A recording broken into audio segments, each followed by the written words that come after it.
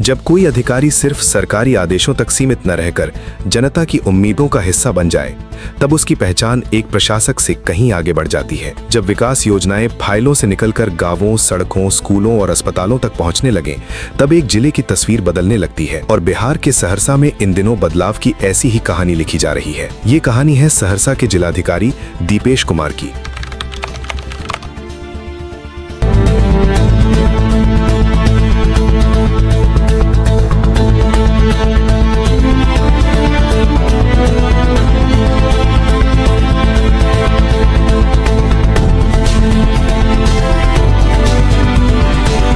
भारत में लगभग 800 जिलाधिकारी विभिन्न जिलों की प्रशासनिक जिम्मेदारी संभाल रहे हैं। लेकिन जब फेम इंडिया 2026 ने देश भर के जिलाधिकारियों के कार्यों का मूल्यांकन किया, तो उनमें से केवल 25 जिलाधिकारियों को इस प्रतिष्ठित सूची में स्थान मिला। इन 25 चुनिंदा जिलाधिकारियों में सहरसा के जिलाधिकारी दीपेश कुमार का नाम शामिल होना न सिर्फ उनकी उपलब्धियों की पहचान है, बल्कि सहरसा में हुए बदलावों की भी राष्ट्रीय स्तर पर स्वीकृति है। दीपेश कुमार की सफलता केवल प्रशासनिक पद तक पहुंचने की कहानी नहीं है। उन्होंने प्रतिष्ठित दिल्ली कॉलेज ऑफ इंजीनियरिंग से सिविल इंजीनियरिंग में एमटेक की डिग्री हासिल की। तकनीकी शिक्षा के दौरान उन्होंने इंफ्रास्ट्रक्चर डेवलपमेंट, परियोजना प्रबंधन और निर्माण कार्यों की गहरी समझ विकसित की। उनके उत्कृष्ट तकनीकी कार्यों के लिए उन्हें मुख्यमंत्री पुरस्कार से भी सम्मानित किया गया।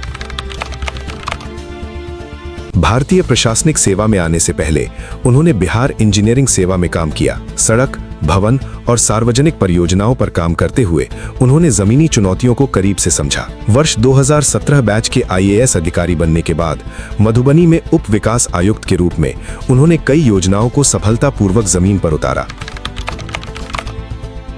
सहरसा में पदस्थापना के बाद उनकी सबसे बड़ी पहचान बनी विकास कार्यों को तेज गति देना। कोसी क्षेत्र लंबे समय से बाढ़ और कमजोर संपर्क व्यवस्था जैसी चुनौतियों का सामना करता रहा है, लेकिन दीपेश कुमार के कार्यकाल में रेलवे ओवरब्रिज परियोजनाओं को नई गति मिली। सहरसा मधेपुरा और सहरसा सुपौल सड़क परियोजनाओं में तेजी आई। वहीं कोसी नदी पर ढिंगराही पुल निर्माण की शुरुआत ने लाखों लोगों को वर्षों पुरानी समस्या के समाधान की उम्मीद दी। शिक्षा के क्षेत्र में भी उनकी सोच अलग दिखाई देती है। सरकारी विद्यालयों में साप्ताहिक मूल्यांकन परीक्षा की शुरुआत की गई, ताकि विद्यार्थियों की पढ़ाई की नियमित निगरानी हो सके। इसके साथ ही स्कूलों में अंतिम पीरियड को खेल कूद के लिए आरक्षित करने की पहल की गई। ये प्रयोग इतना सफल रहा कि बाद में बिहार सरकार ने इसे राज्य स्तर पर लागू किया। महिलाओं को आत्मनिर्भर बनाने की दिशा में भी कई महत्वपूर्ण कदम उठाए गए। जीविका हाट की स्थापना कर स्वयं सहायता समूहों से जुड़ी महिलाओं को अपने उत्पाद बेचने का मंच दिया गया। मखाना क्लस्टर विकास योजना और सिलाई केंद्रों ने ग्रामीण महिलाओं के लिए रोजगार और स्वरोजगार के नए अवसर तैयार किए।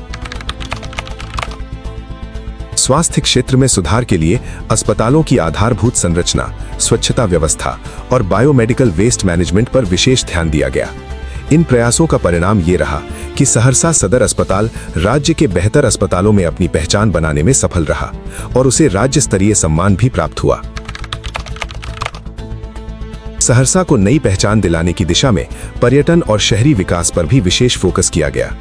मत्स्यगंधा झील का विकास, नए पार्कों का निर्माण और मंडन धाम को पर्यटन केंद्र के रूप में विकसित करने की पहल ने जिले को नई पहचान दी। आदि शंकराचार्य और मंडन मिश्र के ऐतिहासिक शास्त्रार्थ स्थल को पर्यटन मानचित्र पर स्थापित करने की दिशा में भी कार्य जारी है। वहीं जिला स्टेडियम के आधुनिकीकरण से युवाओं को बेहतर खेल सुविधाएं उपलब्ध कराने का प्रयास किया जा रहा है। एक जिलाधिकारी का मूल्यांकन केवल उसके आदेशों से नहीं होता, बल्कि उससे होता है कि उसके फैसलों का असर लोगों के जीवन पर कितना पड़ता है। आज सहरसा में दीपेश कुमार केवल एक प्रशासनिक अधिकारी नहीं है। वे विकास, पारदर्शिता और जन सरोकारों की उस सोच का प्रतिनिधित्व करते हैं जो बदलाव को कागजों से निकालकर जमीन पर उतारने में विश्वास रखती है। शायद यही वजह है कि सहरसा की जनता उन्हें एक अधिकारी नहीं, बल्कि बदलाव के वाहक के रूप में देखती है। और यही उपलब्धियां उन्हें भारत के लगभग 800 जिलाधिकारियों में से चुने गए फेम इंडिया 2026 के 25 श्रेष्ठ जिलाधिकारियों की सूची में स्थान दिलाने के साथ साथ लोगों के दिलों में भी एक विशेष पहचान दिला रही हैं।